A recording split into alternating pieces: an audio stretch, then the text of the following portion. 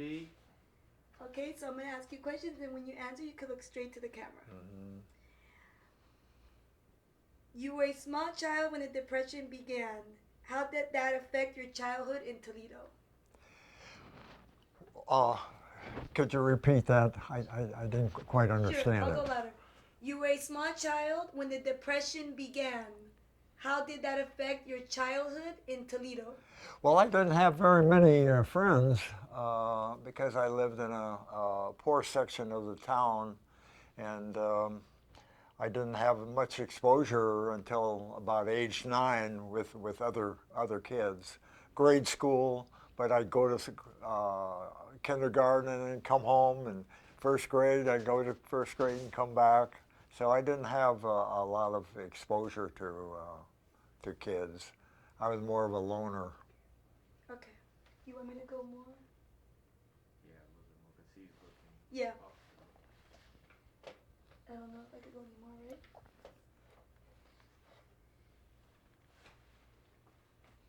You want me to do that question again? He was Yes, looking a lot. yeah. Okay, we're going to ask that one more time if we can. Hold on, he wants me to go see log. Are we rolling? Okay, let's start that again, looking straight into the camera. You were a small child when the Depression began. How did that affect your childhood in Toledo? Well, we lived in a neighborhood where there weren't very many kids, and the only time I was exposed to other kids was in kindergarten. We didn't have any in the neighborhood that we lived in, so I didn't have much of a childhood as far as a lot of friends. Okay, great. When did you get interested in sports?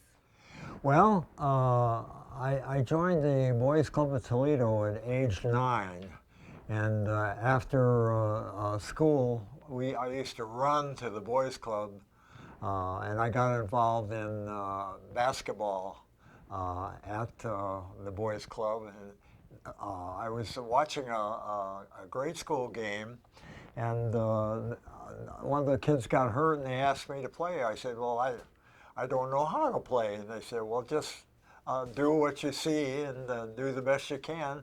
And the first 2 shots I took, I made. And I said, oh my God, this is the sport I want. I love basketball. And from then on, I spent a lot of time playing basketball. Great. Sorry, I have to check this mic. Sorry. What did I do wrong? Oh, no, not you, me. Great. And were you the first Native American in the NBA? I think so. Yeah, I don't know of any others. I mean, I was there the second year of the NBA, and there certainly weren't any the year before, and there weren't any after that I know of. And I'm proud of that fact, and I think it's good that people know that there was an American Indian playing. How were you able to verify that you were the first Native American in the NBA? Because of when I joined the Lakers, there just weren't any others, so it had to be me. That's the way it worked. Talk about the significance of being the first Native American in the NBA. Well, naturally, I'm proud of that fact. I wish there were more, but you know, the Indians lived on reservations, and they weren't exposed to a lot of the things that the rest of the world was accustomed to. So I was like a pioneer, being the first one, and I'm proud of that. And I let everybody know that I was one of the first, if not the first. Your father was a Native American, let me make sure I'm correct, from Winnebago tribe in Oklahoma. Yes. How important is your heritage to you?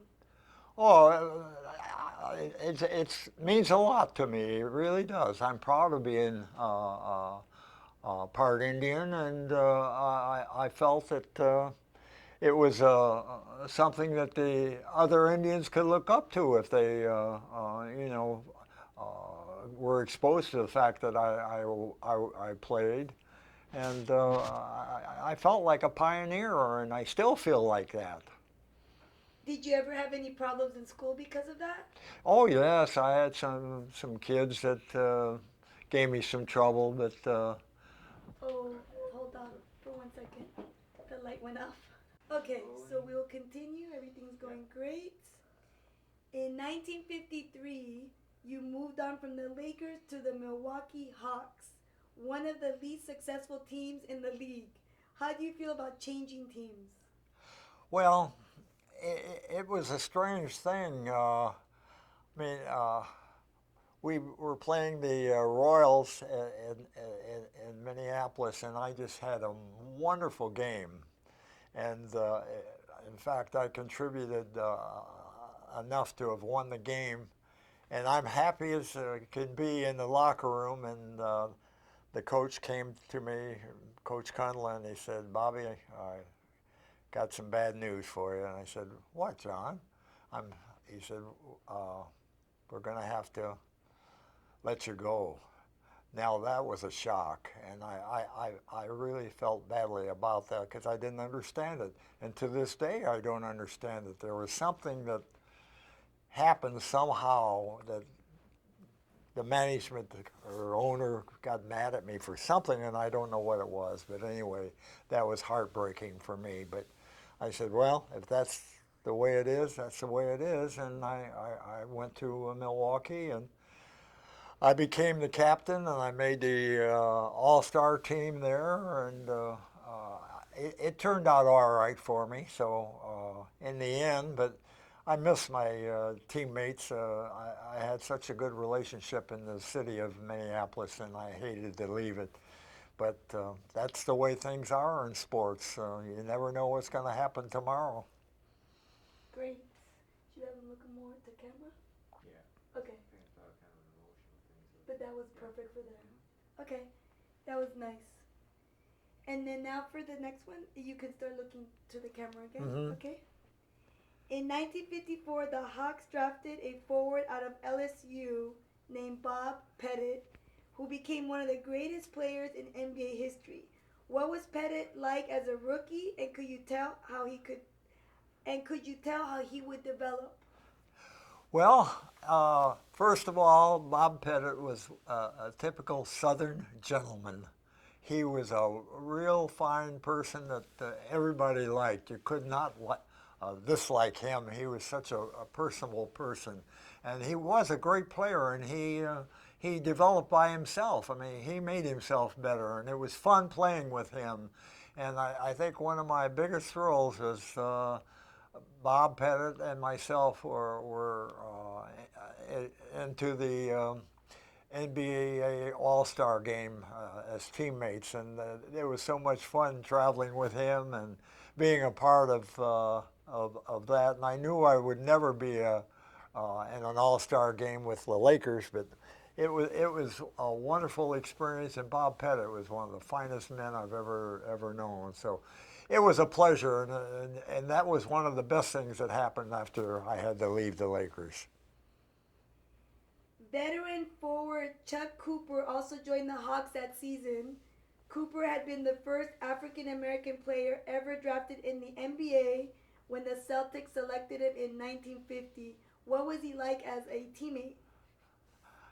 He was one of my best friends, and Charlie was a top-notch man and a person, and it was fun playing with him. And I'm kind of confused about one thing is some people said that Earl Lloyd was the first black, and I'm not sure about how that works with Charlie Cooper, because I think Charlie was ahead of Earl, but anyway, that point is confusing to me.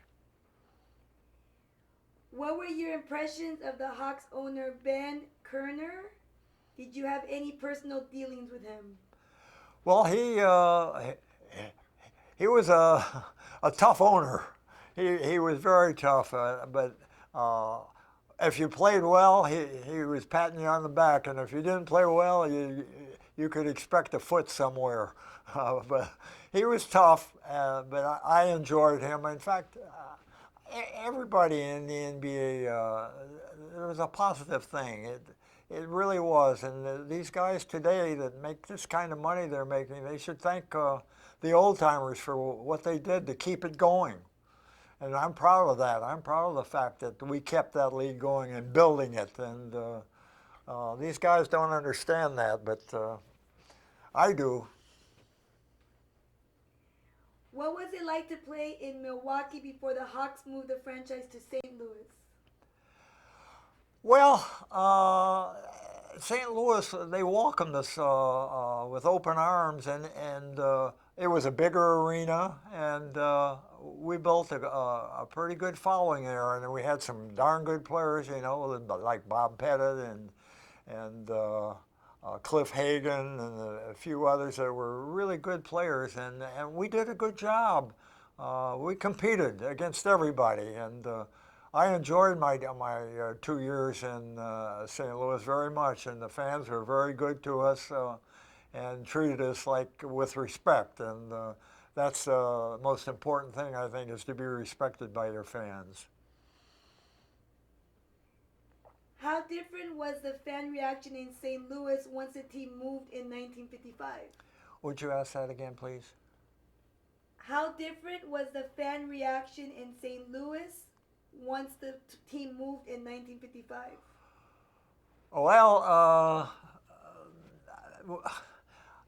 they accepted the team very well, and they filled the arena, and they supported the team, and it was a good experience. I enjoyed playing in St. Louis, and Ben Kerner did a good job of bringing guys in to make them competitive, and that's all we could ask. Okay, great. If you can, for the next question, if you can try to look more to the camera, that would be great. Do you think I have to repeat?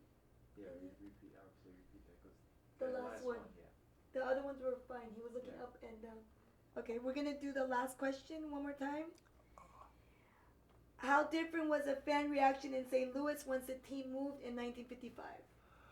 Oh, the fans were wonderful. They accepted the team very well and treated us with respect, and it was fun. It was fun being a part of a growing a team, and I was sorry when I had to leave them, but I was happy too because I got to go to a team where I had a good friend, Paul Seymour. In 1956, you were selected to the West team in the NBA All-Star Game and played in Rochester, New York. What was your reaction when you learned that you were on the team? Oh, wow, I was amazed. I was pleased that all the hard work that I had put in finally paid off, and it made me feel like I was, one, accepted, and two, that I had a skill that could be put to use. It made me feel good, and I really enjoyed the experience, and I was proud of myself for making that team, and it was one of the highlights of my NBA career. What was the experience like as an All-Star player? You scored 5 points in the winning effort. Well, I hit my first shot, so that was good. That made me feel really good. And to compete against the best players and to be a member of a team with the best players made me feel especially good about myself. It was a good reward for all the hard work that I put in, especially during the off season. I would work and work and work and practice things that I thought I was weak at, and it paid off by my being selected to the All-Star team. The Hawks made the playoffs that season, but lost to the Pistons, who were led by George Yardley, Mel Hutchins, and Bob Hubriggs. What was it like playing against that trio? Well, we held our own against them. they were a good team. They also had a big guy by the name of Larry Faust, who was really strong. Bob Pettit wasn't strong. He was mobile and quick. And it was tough. They beat up on him pretty good, and that was hard to overcome because we didn't have a physical team. We were more of a finesse type team, and the Pistons were definitely a physical team. But it was fun, and we enjoyed the competition. You were sold after the season to Syracuse Nationals by coached by Paul Seymour and featuring Dolph Skase, Johnny Kerr, and Earl Lloyd, who had been the first African American to appear in the NBA game in 1950, in any NBA game. What was it like being a teammate of those players? Well, I hated to leave St. Louis because we had built something, and I was part of that. I was a captain of the team, and I made the All-Star team. And but to be with my friend Paul Seymour was exciting, and it was great for me to be with him again. And it was different. It was they were in the other division, and they had a good team, and I felt that I could help them, and I was proud of the fact that I was being reunited again with Paul. I loved playing for him. He was a great coach and a wonderful friend. And in fact, he was best man at two of my weddings, so I had a special affinity for him. The fans in Syracuse were famous for their passion. How did it feel to have them rooting for you instead of against you? Oh, it was great because they certainly are a rough crowd up there, and they created a lot of hard feelings with their cheering and booing and so on. But it was fun. The people accepted me real well there, and I felt like I was really a part of something, and that was good. And I had nothing but kind words for the Syracuse team and the town. They treated me with respect and made me feel welcome.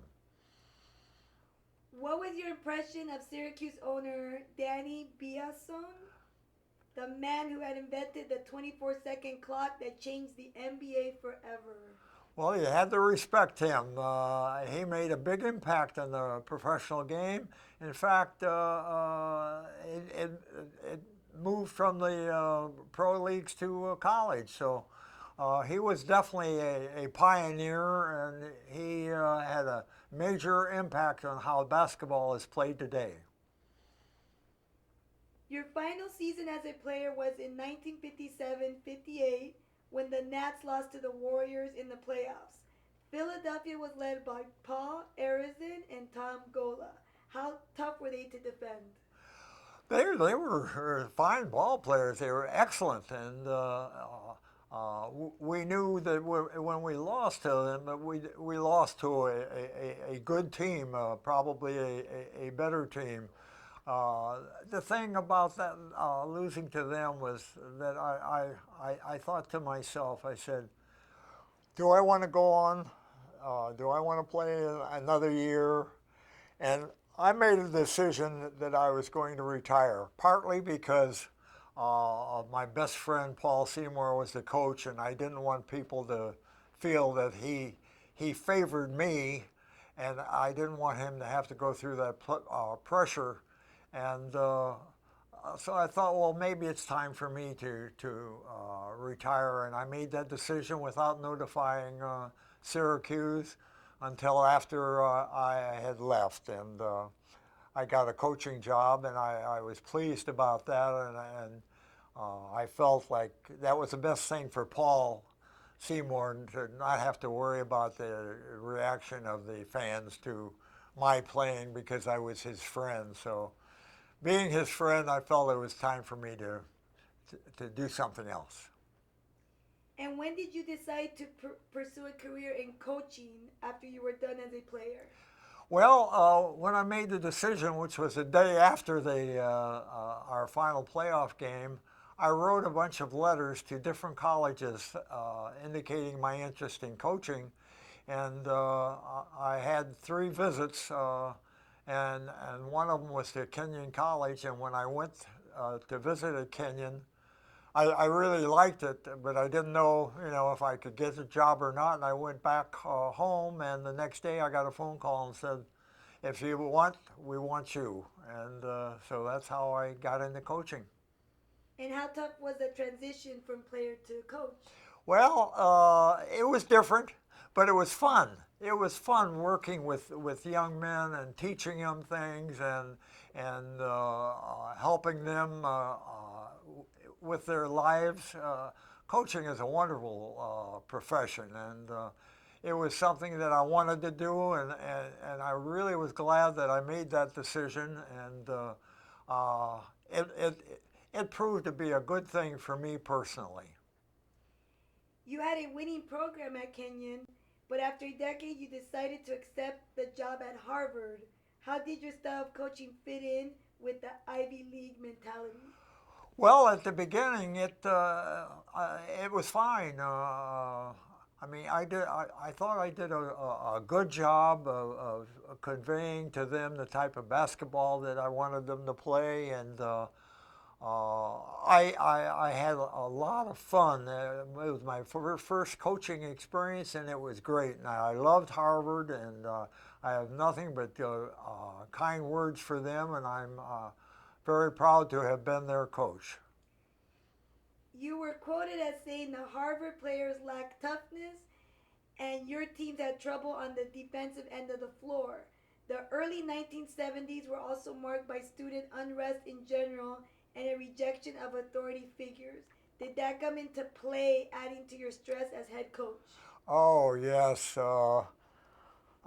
Things are different when I was at Harvard, because there was things like SDS and how to be an individual, and teamwork was tough to come by, because everybody had their own personal feelings about, I can do this, and I don't think that should happen, and this should happen. And it was a tough time, and I think coaches everywhere had a difficult time. But it was a fun experience, and I loved the players, and I loved the people that ran the athletic department, and I'm real happy that I made that decision. And you never went back to coaching after leaving Harvard in 1973, but you left your mark as a pioneer in the NBA and a key player on the league's first dynasty team. How do you remember those years? Well, everything I did, I was pleased with and happy with. I was involved with basketball, and basketball was my love, and other than my family. And it was just such a wonderful thing to be a part of a team and doing what I enjoyed. And all my experiences have been wonderful. And even though I left Harvard, I have nothing but good words for them and the players, and I was happy. And the coaching was a wonderful thing, but it was time for me to move on. Good. That's it. If there's anything else we want to add, that's everything. We're good. Yeah, sounds good. It was excellent.